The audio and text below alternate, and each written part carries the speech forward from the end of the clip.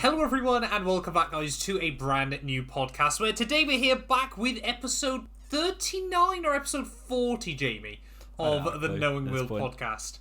I think we're on episode 39, I want to say, this week. But as always though, you know, if you're watching this on YouTube, again, this one is going to be a bit of a weird hybrid one. Some of it you'll probably want to stick on YouTube for.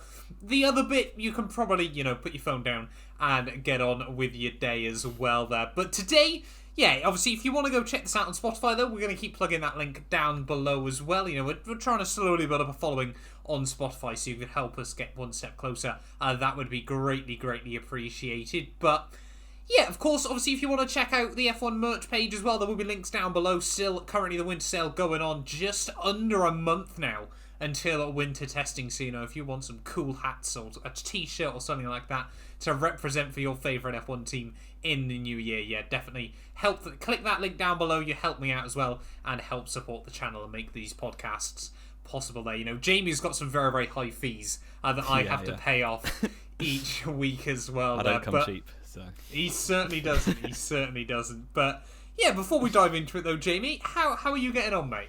Oh, I'm good, yeah. Middle of exams, but we're getting through them. Good. Varying success rates, but it's all good. So yeah, how many exams do you have then, out of interest? I have 5, and I've done 3 of them. So fair enough. I've so got you're 2 getting more there, this week, yeah. And then you're all done, are you? I'm done until May.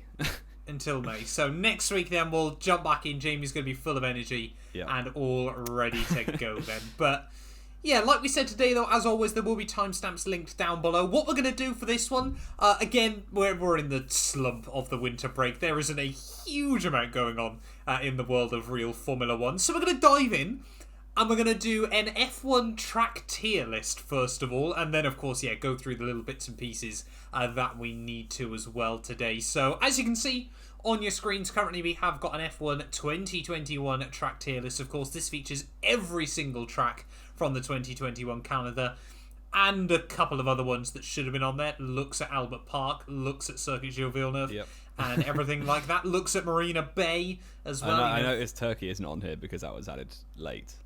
Yeah, Turkey isn't on here, on the other hand, which I hadn't actually noticed. So it was a good job you pointed that out as well, Jamie. But how do you want to jump into this then? Just sporadic? Do we want to go bottom to top like we often do? I would just say start with Abu Dhabi, the order they're lined up or something. They're in a bit of a weird order lined up. I was trying to make sense of that, and I couldn't work it out for the life of me.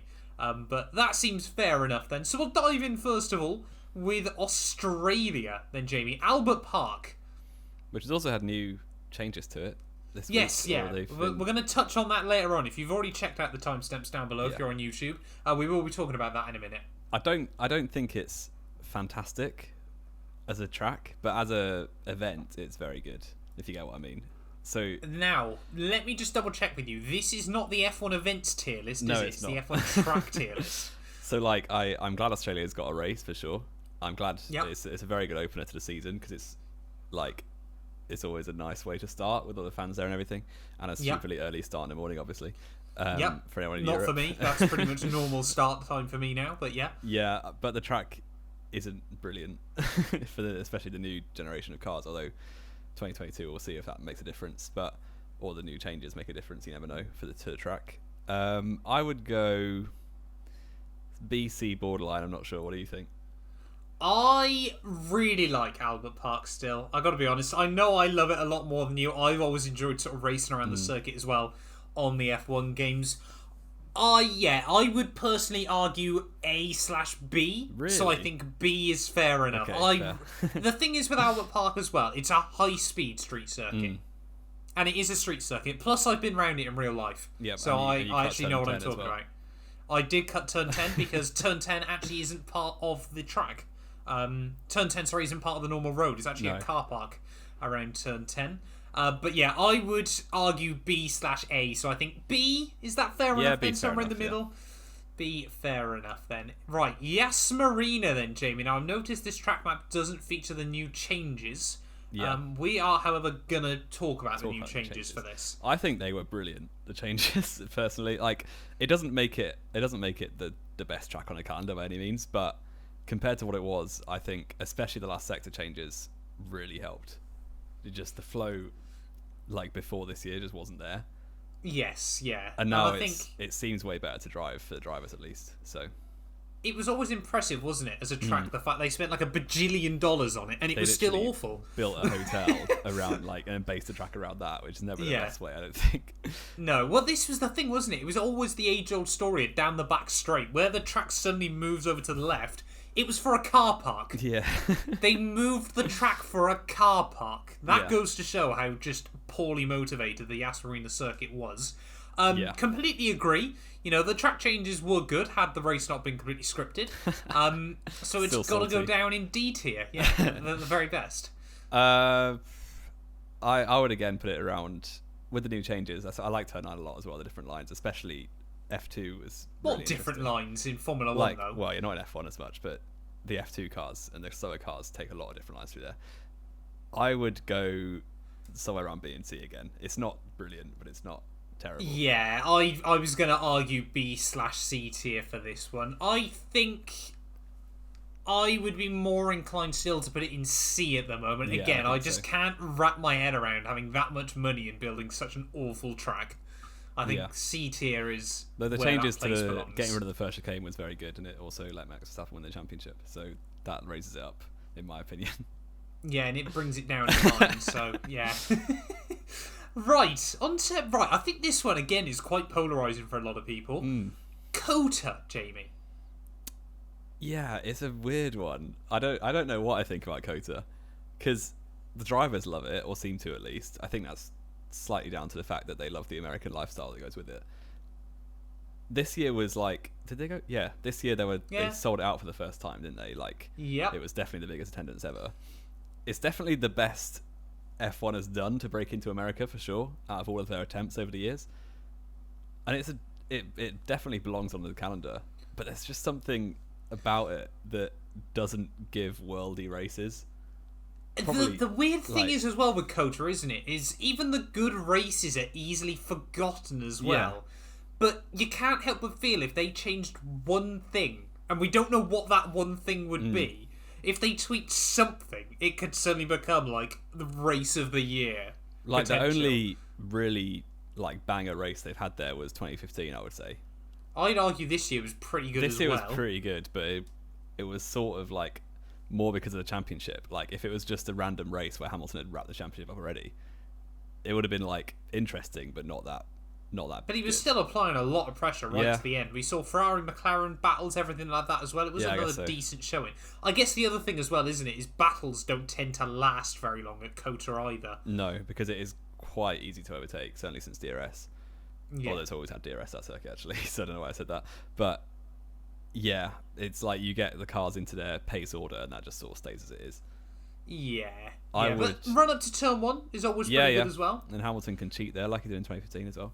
So yeah, I would say B. I think it's better than Yas Marina. I was going to say B as well. I think that's completely fair enough. Ooh, a classic, I Jamie. Can't wait to go back here. I mean, not that I've ever been anyway, but I can't wait for F1 to go back there. Suzuka. What a circuit. Suzuka. Yeah, what a track, but completely unsuitable for modern day Formula 1. I wouldn't say completely. Just mostly. I think for that reason it can't go in S. Because... No, don't get me wrong. A track with a huge amount of history, though, and a lot of iconic corners, but it definitely feels now like one of those tracks that Formula 1 has kind of got too big for, doesn't it? As much as we hate to say it, but the it drivers desperately love needs... it. The drivers absolutely love it as well. It's definitely a driver's track. But yeah, really, unless you get a massive run out of 130R, I think what they'd have to do, to be honest, is tighten up Spoon. And that could open up a lot more. Or tighten up turn 1 if it was actually like a braking zone. That as well. That. Yeah, very, very difficult to do so, isn't it? Because again, Spoon and turn 1, there's not really a corner on Suzuka that isn't iconic, is there? Yeah. I'm just looking at that track map. Every corner is pretty iconic. Yeah. I guess the only other thing you could do is get rid of the Casio triangle. Yeah. Or you could even you could smooth out the Degners and then allow it for more to run into the hairpin. That would be quite interesting. But again, the Degners are iconic as well. There's so the Casio triangle, though, isn't it? Yeah, 989. That's all you need to say. But yeah, is it 89 or 88? I don't know. 89, I think. Oh, yeah, no. 89 because 90, of course, was when he just they took were him out different of turn teams. one. Yeah, yeah. I think it would go in A. It's got to be an an A-tier circuit but still. unfortunately, yeah, it's not quite S due to the Yeah, lack so of much history, doesn't it, races. Suzuka as well. And I think that's important, but it needs some change. Again, though, that being said, still a track with no room for error. Yeah, which is that's always the good. fun thing. Right. We go from an iconic track to Sochi. Finally delivered a good race this year, although it was because of the weather. Mainly due to the weather, yeah. I think, keeping it short, Sochi has to be in the bottom tier. It's just horrendous. Would we say it's that much worse than Abu Dhabi? I think it's way worse than Abu Dhabi. The run down into T1 has often given us a little bit of spice. I mean, it's just predictable, isn't it? You qualify third and you're sorted. Yeah, but I mean, we had that iconic shot this year, didn't we? Of 6 wide down in towards turn 1. Well, yeah, not quite 6 wide, but you know. It's I don't know. It's given one good race in the whole time it's been on the calendar, and that was completely due to the weather. One more than Abu Dhabi. No, that's not true. What good race has Abu Dhabi given? 2016, 2021. 2016 again wasn't really a good race. 2021 wasn't really a good race. Well, it was a good ending. No, the thing is, you're giving Abu Dhabi points there because they got a lot of money and it's a championship decider. But actually, the races themselves. You can't say Sochi is as good as Abu Dhabi. I would much rather watch an Abu Dhabi race than a Sochi race. Because it's the championship. If Sochi was the champion, oh god, can you imagine the world where Sochi's the championship decider? It's just not a good track. If there's going to be a D tier, Sochi has to be in it. Yeah, fine, I suppose.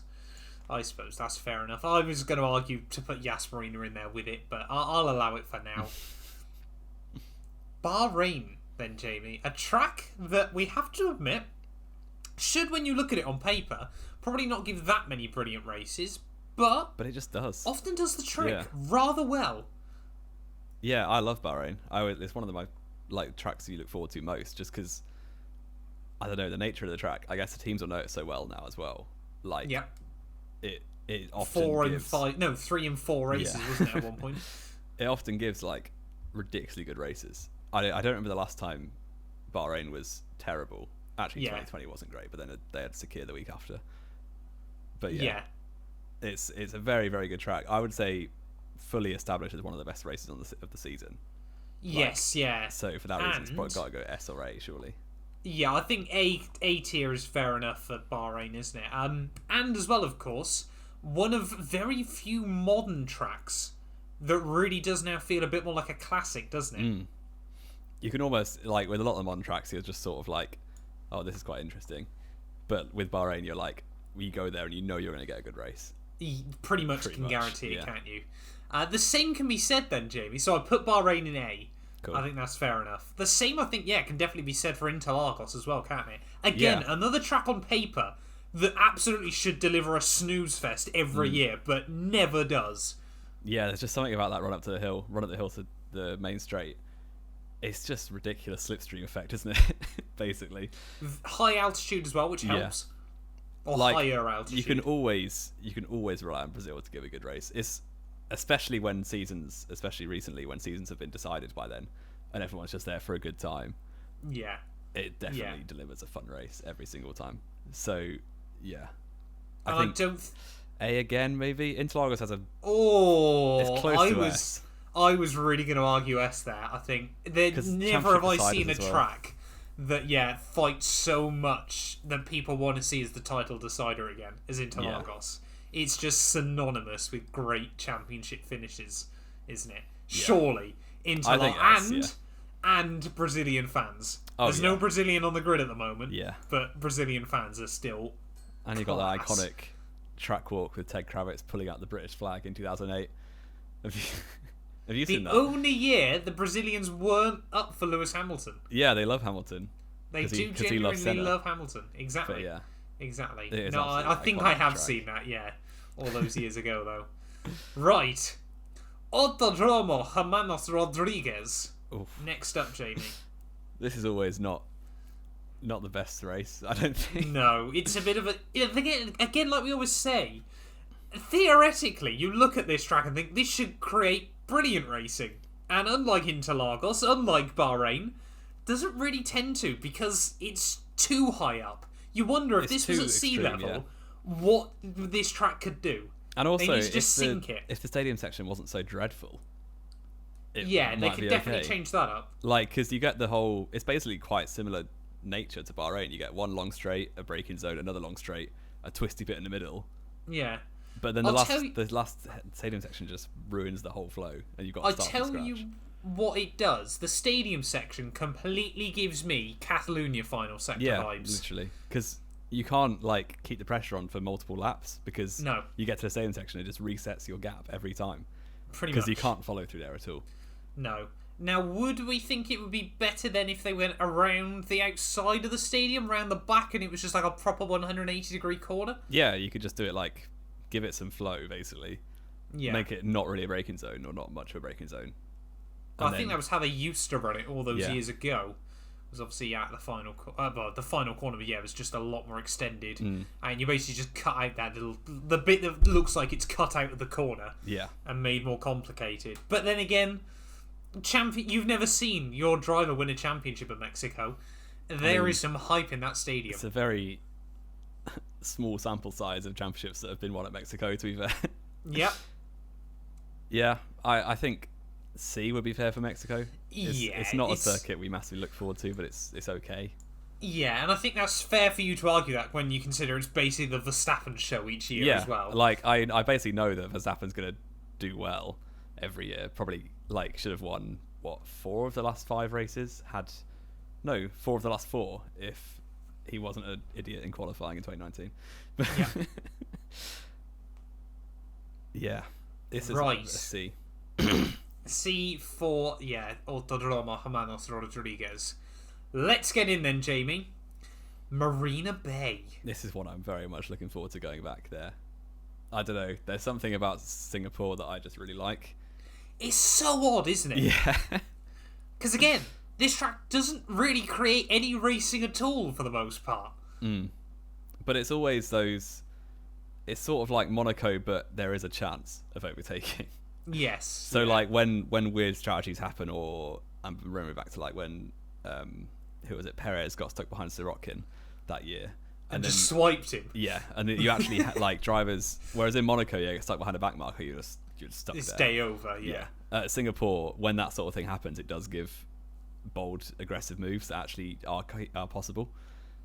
I think it's one of the other modern tracks with Bahrain that's really established itself in the calendar. I don't see Singapore going away. Not in the same way Bahrain has. Not in the same way Bahrain has. Not quite, no. Surely. Bahrain gives way better racing.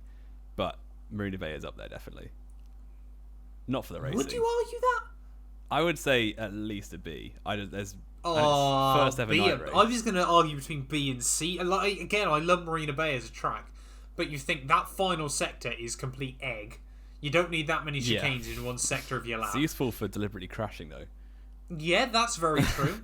Yeah, Marina Bay's certainly seen a lot of controversial incidents, hasn't it, over the years? Of course, 2008, 2 in 2008, Piquet, and of course Massa's fuel hose. Forgetting to pull the hose out before leaving. Yeah.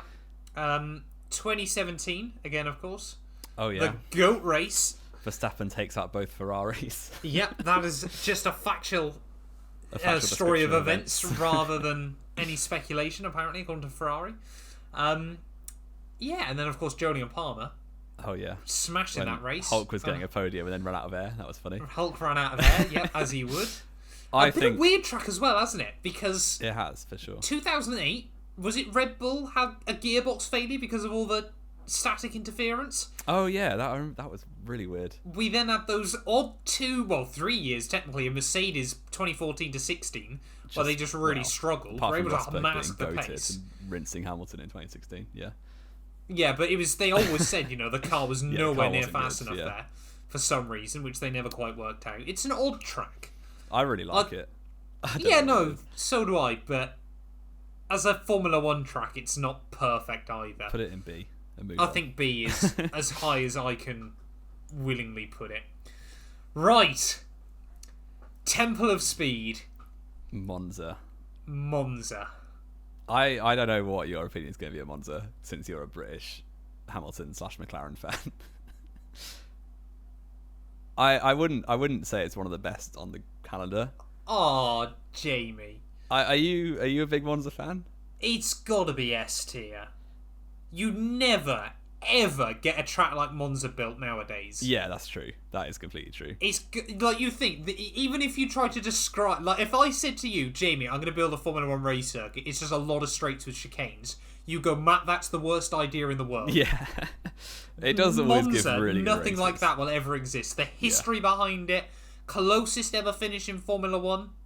Someone crossed the line upside down once at Monza. That was Fittipaldi, one of the Fittipaldis. How many Fittipaldis have raced in F1? Kind of insane. Christian Fittipaldi, that wasn't it? Because he crashed into his teammate. Next week, there's a tier list of Fittipaldis in F1. Fittipaldi, it'll just be Emerson and then everyone else miles behind.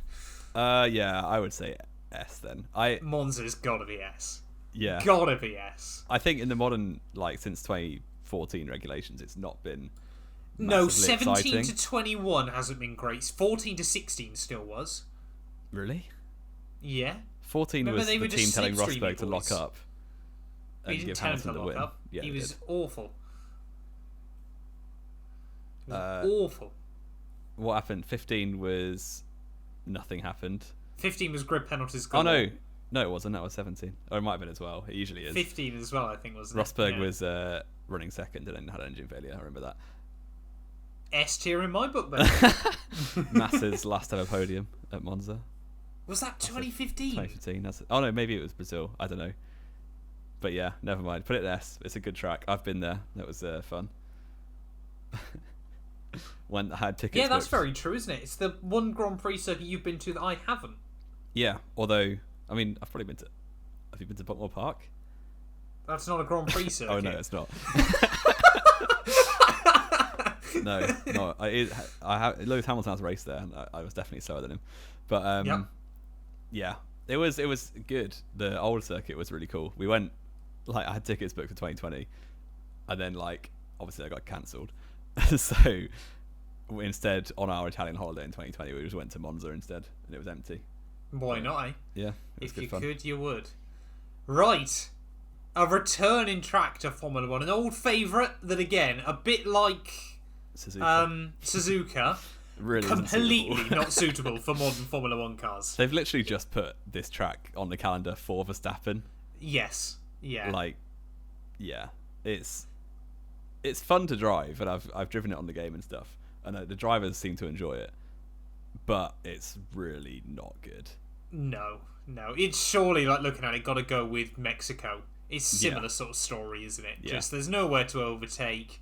You can't stay close enough. But the atmosphere's good, so we'll stick it above D. Unless we get a year where Verstappen isn't very good. Imagine Verstappen like crashed out on lap 1. It would just empty. Oh yeah, no one would stay. No. Are we sticking it in C, aren't we? I think C is fair, yeah. Yeah. Right. We love it. Get it in S. Make a new tier above S. Yep, Belgium. I mean, again, we have to quickly say, last few years haven't been brilliant. Have they not? 2021 didn't count. was awful. 2020 was average. not a particularly brilliant race, because I can't really remember it. 2019 was a good race. Obviously, after all the tragedy. Disappointment and everything and tragedy that went on before the weekend. Charles Leclerc ended up winning the race by a smaller margin than he got pole. Yeah. That was an incredible lap. I mean, illegal engine, but it was still a brilliant. I mean, it wasn't lap. like 9/10 up in Sector 1, which is just a straight. Yes, yeah, So, so mad like that, wasn't it? But yeah, 2018 as well. That was the Wasn't race good, we but both we went to. were It was a there. snooze fest. Yeah. Obviously, stick out again, everyone here at that comes one. Sebastian Vettel. Should have been yellow flagged already. 2017 again, I think was No, that was pretty boring. That was Wasn't a good one, wasn't it? Was that a good one? Yeah, Hamilton and Vettel, when Vettel should have overtaken him on ultra softs and didn't. Yes, yeah. Hamilton But- broke the pole record that weekend as well. He did, didn't he?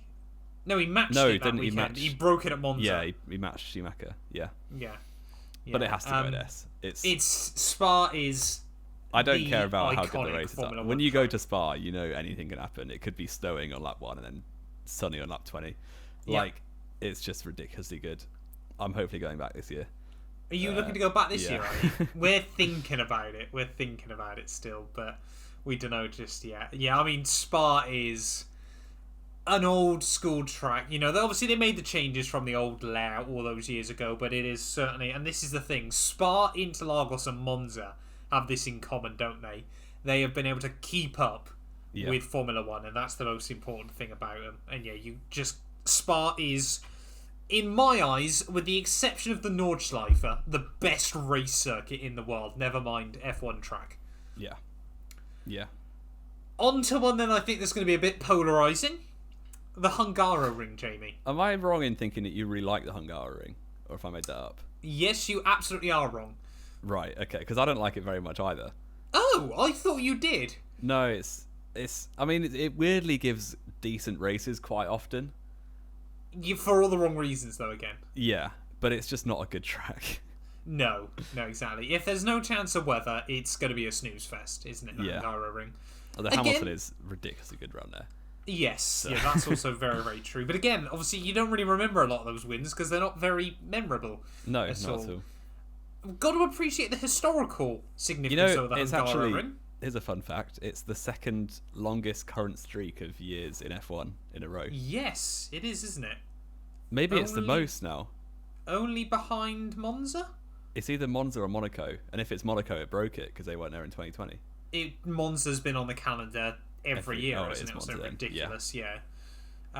Again, another reason why Monza is S tier. Yeah. And like I said, you've got to appreciate the historic significance of the Hungaroring as well. Obviously, first race behind the Iron Curtain, all the way back. Yeah. Has had its iconic moments. Of course, I think the most famous one still, Piquet's opposite lock overtake on Senna down in towards turn 1. You never get that in a modern Formula 1 car. Not at all. Button's first win, Alonso's first win. Alonso's first win. Ocon's first win, worryingly. Ocon's first win, only somehow. win, sorry. And Kovalainen's only win. Kovalainen's only win as well, yep. It's delivered some It's randomly got history, moments. But it's not a very good track. I would say C at most. I was going to argue C or B, just for the fact it has given us some pretty good races before. I'd struggle to put it below Marina Bay, surely. Oh, that's true, actually, yeah. I think, is B fair? Yeah, I put it in B. It's got some history. Fair enough. Right, again. Oh, here we go. Another one that's just got to be S, hasn't it? Yeah. The home of Formula 1, Silverstone. Iconic track. Venue. Incredible venue. One of the only tracks as well I can think of that's had a revamp that hasn't... probably, let's be honest, has made the track better. It's made it so much better. Like, the amount of overtakes or just battles we see down the Wellington Straight into Brooklands and Luffield, you obviously wouldn't get that in the old track at all. It was just a single file fest through that section. And I'm just trying to look back. Can we think of a British Grand Prix that hasn't had an iconic moment in recent years? 2021, of course, was the accident. 2020, of course, we had Hamilton on three wheels. 2019, we had probably one of the best battles we saw in the turbo hybrid era between Leclerc and Verstappen.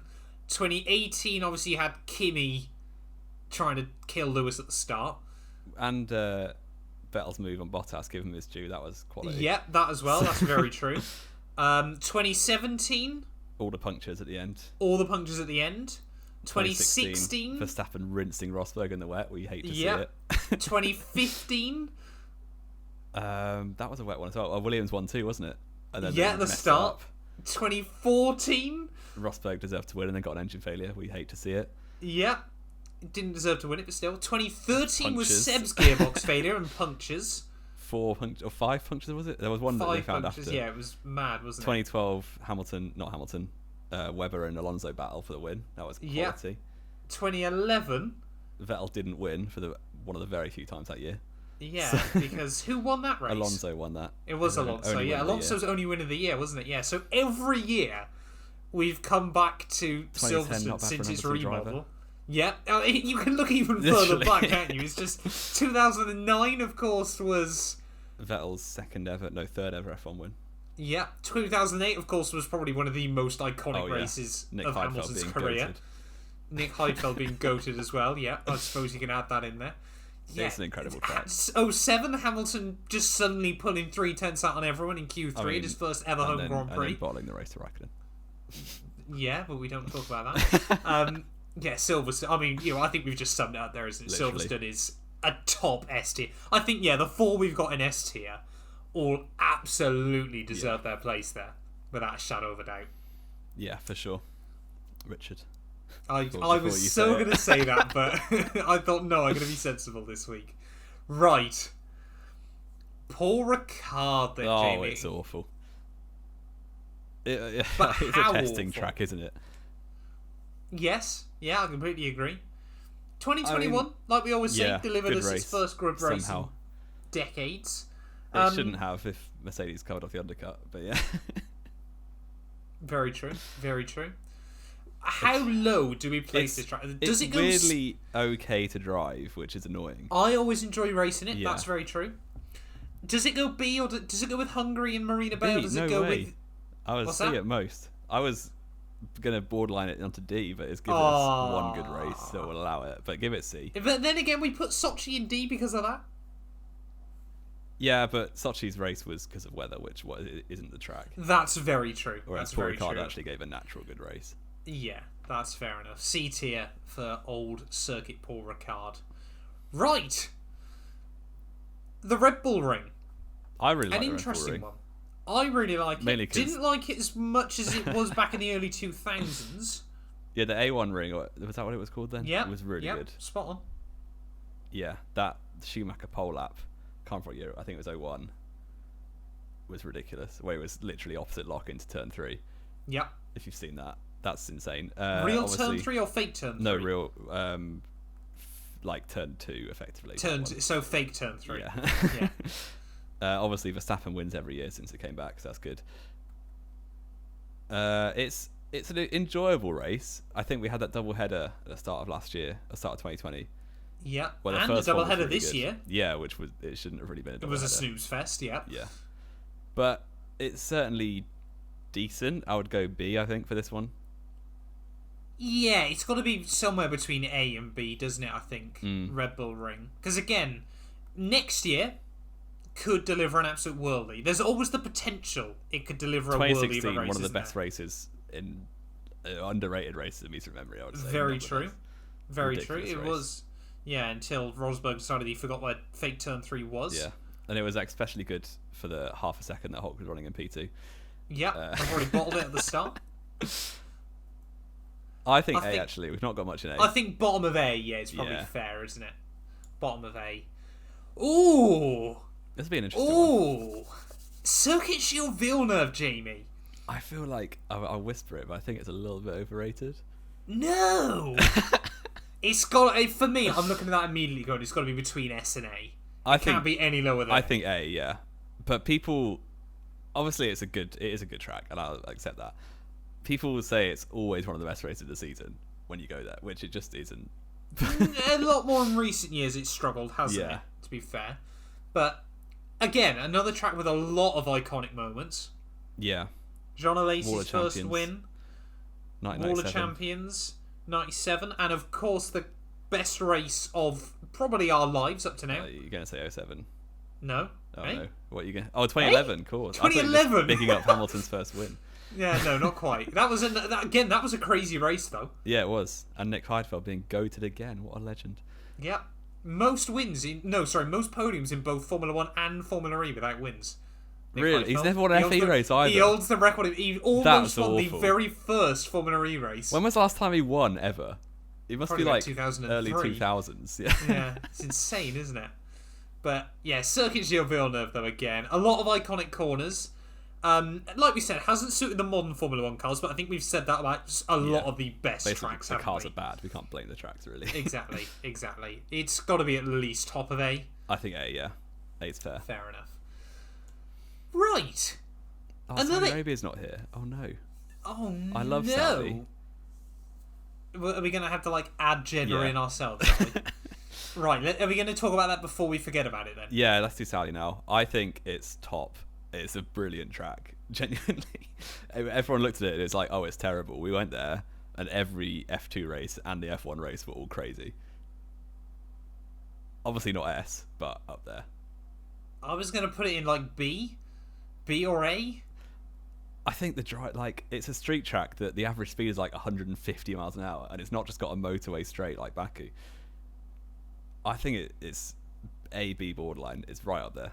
I'm really excited to go back for I'm like really surprised by this. Why? I thought you weren't a massive fan of it. Yeah, but again, it's not got many of... The only reason the race was so memorable is because it was just carnage. Yeah, but if a track's going to lend itself to carnage, then fair play, go for it. Watch NASCAR. No.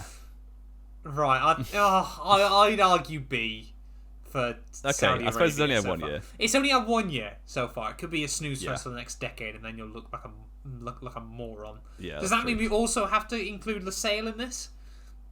No, LaSalle is not coming back.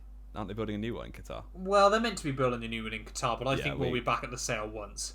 I think that's a solid B tier circuit. Yeah. B or C. It's a bike track, really, but yeah. Yeah. Right, should we actually get back on that? Yeah, let's go briefly. to Canada. Yeah, Canada. No, I've done Canada. Sorry. Let's go to I'm Baku. going along. Sorry, you haven't actually squared your screen, so I'm going along on my head. Oh, sorry. Right. Where Baku? We're at Baku next. Again, another modern track. Often lends itself to drama. Yeah. But has given us, again, pretty much every year with the exception of the first one was a snooze, wasn't it? 2016. Yeah, and F2 or GP2 as it was then was carnage. So it was like, oh, F1 race is going to be class, and it just wasn't. Yeah, it just was useless. But every year since then has been pretty memorable. Yeah. 2017, of course, that mad battle for the podium. And at the line. Vettel driving into... And Vettel completely losing his head. 2018, of course, Bottas's puncture. Yep, and the Red Bulls blowing each other up. And the Red Bulls blowing each other up, yep. No, I can argue that. That's fair enough. 2019 was... Dead. Kimi murdering... Nah, it was dead. People? Oh, was that the race Hulkenberg bottled it? No, Hulk.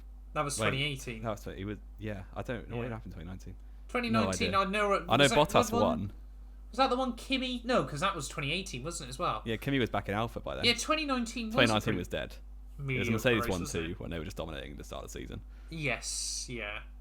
But again, a very, very interesting circuit. Yeah. We don't see it often on Formula 1 tracks anymore, but does still bring out a lot of errors in drivers just due to the nature of the high speeds but the low speed corners. And you've obviously got no margin for error, so yeah, they're going to make very mistakes. True.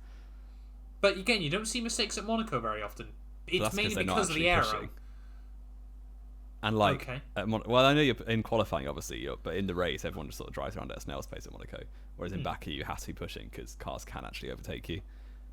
Yeah, very, very true. I think Baku is solid. I don't think it's top. I was looking between sort of A and B. I think low A seems fair because it more often than not gives us a good race. Yeah, it's definitely one you look forward to just for the potential carnage that might happen. Yes, yeah. Oh, here comes some absolute propaganda from you. One of the most... you could go on any tier list on YouTube and this would either be an S or D. I love Monaco, and I don't care what people say about it. So do I. But I think we've also got to accept the fact, Jamie, it's not a racetrack. It's not a racetrack. It's an event. Do we add a tier just for Monaco? I mean, it's a one-off race of the year where, like, everything's about Saturday. It's a showcase event, isn't it? Yeah, it's completely a showcase. Nothing happens on the Sunday at all. And, like, yeah, it doesn't deserve to get dropped from the calendar at all. I think it should stay forever. But there's got to be a way to make it work. Or just accept that it's an event. It's Saturday. Yeah, exactly. And I think this is the problem, isn't it? We've sort of lost some of that Monaco magic because can you imagine living in like the early 90s watching Senna tear around there? Yeah, and everything and just like the that. V12s and V10s just making the whole country like shatter. Yes, yeah, it must have been. I mean, we've seen footage and things like that. But can't really, even if there's rain and things like that, it doesn't often create a particularly dramatic race. Again, a track that generates iconic moments because it's Monaco. Yeah. More than anything else. And you can look back and say most years there are some iconic moments. But I really don't... it can't really fit anywhere, can it? Just to get into context, this year I was watching it with some friends and we literally didn't notice it the race ended. Because we were just like chatting for like 40 until the end. Yeah. You could really argue for it to go anywhere, couldn't you? Yeah, either S or D, or just put it in the middle. I think do we put it in the middle? Yeah, because it's Monaco. Because we like it, but it's not good. It's not a track at the end of the day. No. On to a venue then that should be a track, but is pretty much as dull as Monaco most years. Oh, it's worse. I hate Spain. Get it out. It's surely, is it going C or is it going D? I think D. I literally, when the Spain race week happens, I just don't care. No. Good for testing. Yeah.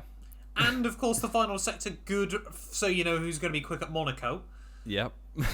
But apart from that, it's been on the calendar far too long. Only still there because Fernando Alonso breeds. And Carlos Sainz, they love as well. And Carlos Sainz now. Yep, that's also very true. Had Sainz not been a thing, it definitely would have been gone by now. No, exactly. And you sort of look at it and go, they could do something with it, but you just don't know what to make it a better circuit. I think it has to go in D. It's just not a good track. No, it's fair enough. It's fair enough, yeah. And again, you wonder if they use the moto layout through the final couple of corners. Yeah, what difference would that make? Do we don't with know. It. But we'll probably never know because it will get dropped before anything changes. Unfortunately, unless Alonso's still racing into his 50s. Right. And now, what Spain could be if it was good. Yes. We've got Portimao. Portimao. Again, I think for a lot of people, this was a track that I knew about before Formula 1. I'd loved before Formula 1. I'd driven it back on Race Room Racing Experience in 1990s DTM cars. That's how I fell in love with this place. A proper new but old school circuit. Yeah, the elevation changes are so cool around this track. Racing this year was pretty... to be fair, racing both years we've been here... I don't think it was that bad. 2020 especially was a good race. 2021... No, 2020 was a good race for about the first 5 laps. Yeah, I think what helped is that the first 5 laps mixed everyone up, and then the rest of the race was everyone working out what order they should have been in. Exactly. And 2021 was decent, but it wasn't... Like, Verstappen had to basically mix it up with the Mercedes because the car wasn't big enough for that race. But I still enjoyed it, and it's better than Spain, so... B? I think B, yeah, I think is fair enough for Portimao, isn't it? Could be a track with some iconic moments if you give it enough time. Again, like we said, the very first race there last year was pretty good. Of course, Hamilton took... Was it his record-breaking 92nd win there at 2020? I think it was, wasn't it? It was either his equaling or breaking. Yeah. I'm pretty certain it was breaking. At Germany, or did he equal it at Germany? Oh, no, I think he equaled it at Germany. Okay. Yeah, this back end of 2020, I can't remember the order of the races. It just all blurs into one. It was all odd, wasn't it? Right. Final one then, Jamie. Imola. A lot of history. Again, way too small for modern cars. Yes. Yeah. Hasn't really been able to keep up with the times. But again, like you said, a lot of history. This year's Grand Prix was fairly dramatic. It certainly had a lot of dramatic races in the past. Again, sort of just for the weather, but it was a good race for sure. Yep. Obviously, iconic battles, 2006. Yeah. And 04, I want to say. Was 04 a dead one? I can't remember. Obviously, I was 4 years old then, so I don't actually know. But, yeah, I think we have to respect it. It's a decent track. I would say B/C. I was going to say it's probably a B-tier circuit, isn't it? It's not really suitable for modern Formula 1 cars, but it's still that bit better than Mexico, Paul Ricard, Yas Marina and Zandvoort, surely. Yeah, I think B-tier is fair enough for Imola there. But a track, again, that can provide some drama, but steeped in history, so you can't slate it too much. I think we've done pretty well there, though, Jamie, for the most part. I think we smashed it. In S tier, Spa, Silverstone, Interlagos, Monza. In A tier, Canada, Suzuka, Bahrain, Austria and Baku. B tier, Albert Park, Kota, Portimao, the Hungaroring, Yas Marina, Monaco and Imola. C tier, Mexico, Paul Ricard, Yas Marina, Zandvoort. And then D tier, is Barcelona and Sochi. I think, looking at that, I can't see anything that's glaringly wrong, obviously, with the exception of Monaco being just odd. Monaco doesn't fit into any of the categories. No. But I think we've done really well, yeah. I think we've smashed that out of the park there. But yeah, anyway, let's dive in then to our quick little winter roundup for some more Formula 1 news. And we're back for more podcasting still, even though for you guys we never left. But anyway, yeah, let's dive in then, Jamie, after our fun little tier list to other news that's going on around the world of Formula 1. Of course, again, not a huge amount to talk about this week. First of all, though, I think we just... we made a couple of mistakes last week, and we don't want to confuse anyone on this podcast. Did we? We did. We got a couple of the launch dates slightly wrong. Oh, no. So, just to re-clarify, Aston Martin are launching their car on the 10th of February. McLaren, obviously, we confirmed late on breaking news last week in the podcast that they're going to be the 11th of February. Ferrari, we did get right. That is the 17th of Feb. And then, of course, the next day, Mercedes confirmed they're going to be launching their car on the 18th of February. Mainly, I'm guessing, so Aston Martin can't copy it? Yeah, I saw that picture. There's no chance Aston Martin can take pictures and make a car real quick because they're releasing first. But yeah, all of those are kind of exciting in their own way, aren't they? This is the thing. Yeah, I'll be intrigued to see what that... Mercedes have clearly... I hear rumours they're going back to silver, which would be quite interesting. That's not rumours, that's true. Is that true? They're meant to be going back to silver this year. What I think the big thing wasn't it, is Mercedes and Hamilton sort of both said they don't want to just ditch the black paint scheme when Hamilton goes. Yeah, they sort of, they're the silver arrows at the end of the year, aren't they? So I think it's don't get me wrong, I think those two black Mercedes, especially the 2020 car, will go down as an iconic car. And the fact it was one of the best cars in history compared to the rest of the field. One of the most dominant cars and the fastest F1 car of all time as well is super, super important. Speaking, though, of, teams trying to fire up, Alpine this week, Jamie, did their first fire up of the new engine. It's not a two-stroke motorbike engine, which is good. And it didn't break down while they were firing it up. No, apparently Alpine as well are finally going to the split turbo idea, which Mercedes have been doing now for almost a decade. Are they still claiming 1,000 horsepower, or has that one gone away? I think every team is well over the 1,000 horsepower mark now, aren't they? Yeah. Which is real. I think, most of them, they reckon now, don't they? Between about 1,050 and 1,100 for most cars. It's just insane, isn't it? Which is kind of wild. But again, the current cars can kind of handle that sort of power as well, which is really, really good. Albert Park. We've finally... I don't know if you've watched this little series on their YouTube channel, Jamie. No, I haven't. They haven't released footage yet because, of course, it is still getting repaved. Probably not as we speak because it's like 3 a.m. In Australia at the moment. But changes are coming along rather swiftly to Albert Park. A lot of locals are saying it's going to completely revolutionise the circuit. I'm now worried that we're going to build up a lot of hype and it's still going to be a snooze fest. But I like what they're doing with it. I do like it. Like, it basically opens up that whole run from, like, turn 6 down to basically turn, like, 13. So it's basically all flat out from there. So hopefully we'll see some side-by-side running through that high-speed chicane, although I'll be very surprised with how narrow it is. Yeah. But yeah, it should basically be flat out now, that fast left-right from what we've seen. But yeah, it should be good, hopefully. I mean, it's always... We can't really complain about Australia because you've been started F1 for about 4 months. Although it isn't first this year, is it? No. Oh, no. Everyone's going to hate it because we've had Bahrain give us a good race and we go to Australia. Yep, probably. This is going to be the downfall of the Australian Grand Prix, which is sad to see. It's a B-tier circuit. I heard it on a podcast once. Those guys no wheel, so yeah. Exactly. We've sort of got like a load of little bits of news to sort of go through this week, hence why we decided to do a track tier list as well.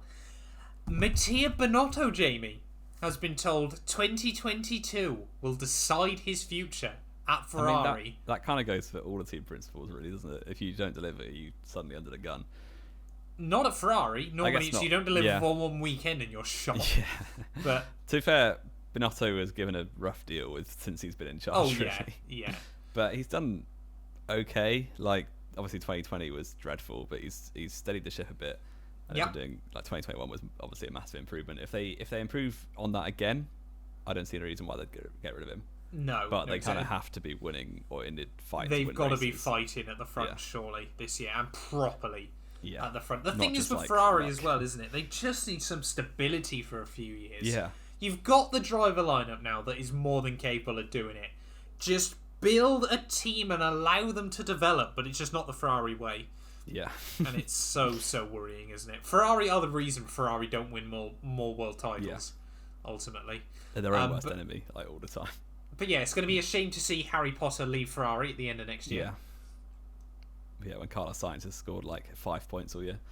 Yeah, and Charles Leclerc still finishes behind him in the championship with 4 pole position and 2 points to his name. Yep. Dan Fallows, rather interestingly, going from Red Bull to Aston Martin. Wasn't this kind of like assumed a while ago? Because he's not been working at Red Bull for a few months now. No, that's very true. Gardening leave. So, I mean, I never stay that versed in which engineers are where. So, I'm sure it will make some difference. But, like, we saw Williams hire a load of old Mercedes guys back in like 16, 17 and it went nowhere. So, yeah, Paddy Lowe was gone before the season began, which was not great. But yeah, maybe there's a bit of potential there. You know, you think if he can bring in some sort of trickery, you know, maybe he's harvested Adrian Newey's brain. That basically is the key if you want to fight at the front of Formula 1. Ferrari should have thrown Adrian Newey like £300 million. Yeah. And just because the fact he went to Red Bull when Red Bull was shocking. But it was all that party vibe, wasn't it? Yeah. That was the thing. And it was DC, actually, that got him to make the switch. Yeah. David Coulthard, is the key to all of Red Bull's success. And David Coulthard all alone. All that is massive Give him the five championships to David Coulthard, I reckon.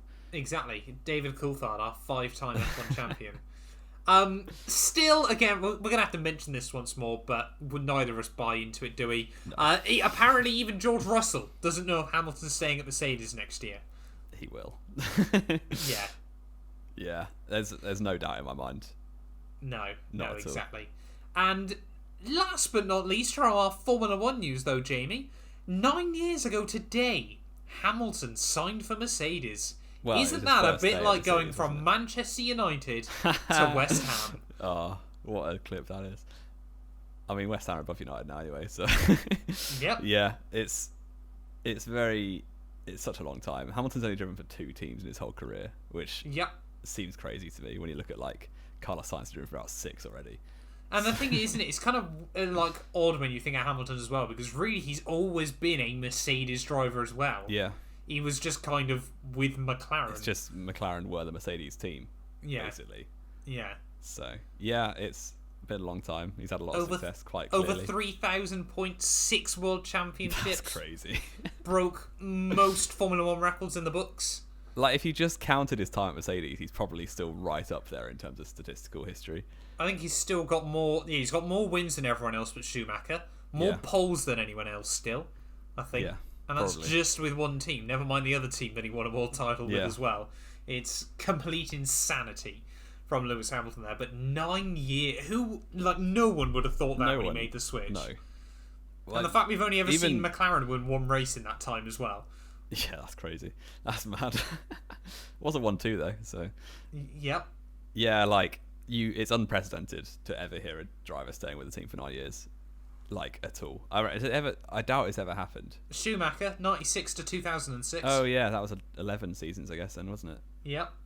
It's, I think, the only one longer. That must I be mean, Stroll's going to do 30 years, isn't he? With I was thinking, how long was Massa? No, Massa wasn't that long at Ferrari. No, Massa was only 03 to... Yeah. No, not even 03, sorry. 06 to 13. Was it? Yeah, it was 06, wasn't it? Yeah. Yeah, Ferrari they can... I mean, Charles Leclerc could be right up there. Max Verstappen could be right up there. Verstappen will be, you'd imagine. Verstappen probably will, but yeah, unless Mercedes somehow take him. Yeah. Which, again, I'm not sure that'll ever happen, but you never know. But yeah, 9 years Hamilton at Mercedes. That is... I mean, basically the entire proper memory we have of Formula 1, isn't it? Nah, I remember Canada 11. Give me some credit. You remember bits of Canada 11. But it doesn't... Like, it's not... It's difficult to describe, isn't it? But it'll be weird when this partnership does come to an end. Oh, yeah. Yeah.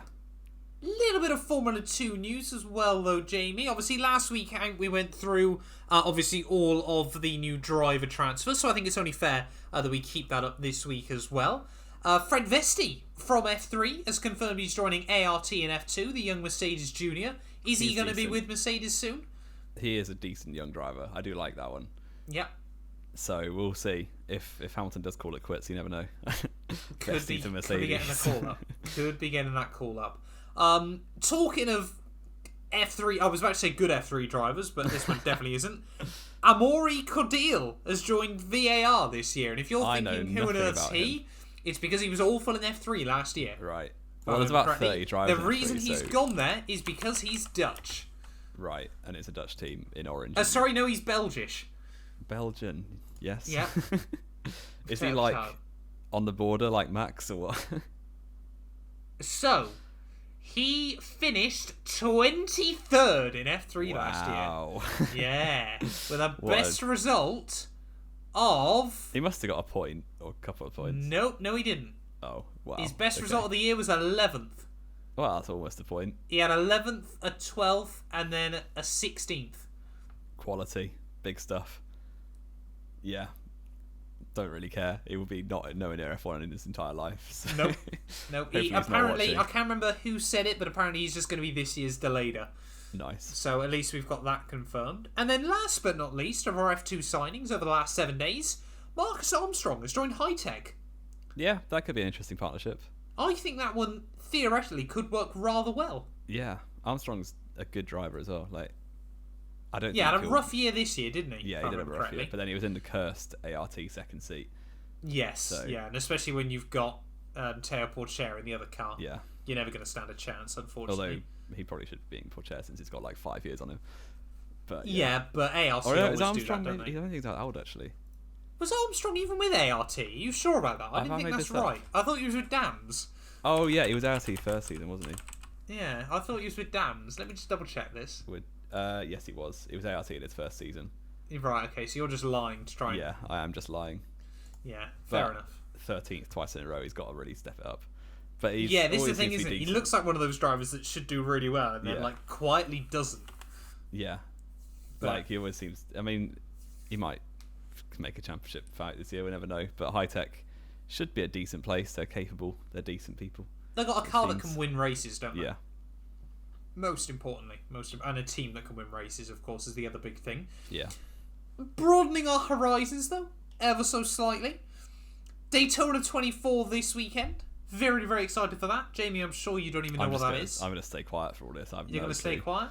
That I'm very much looking forward to. Sebastian Loeb came back last weekend in an absolute blast from the past and won the Monte Carlo Rally.